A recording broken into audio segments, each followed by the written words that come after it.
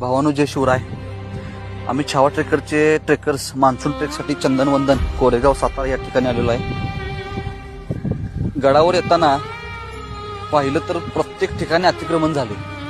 उत्सुकता खूप होती गड पाण्याची, पण हे पाहिल्यानंतर इच्छाच झाली नाही गड पाण्याची. आमचा प्रत्येक गड किल्ल्यावर जाण्याचा मानस असतो, गड किल्ला व्यवस्थित बघणं आणि त्या ठिकाणी वृक्षारोपण करणं, पण इच्छा काहीच राहिली नाही. पण म्हणलं 5 झाडे तर लावून येऊया म्हणून आम्ही एक जागा निवडली. तिथं खोदकाम केलं असता आम्हाला तिथे एक शिवलिंग सापडलं.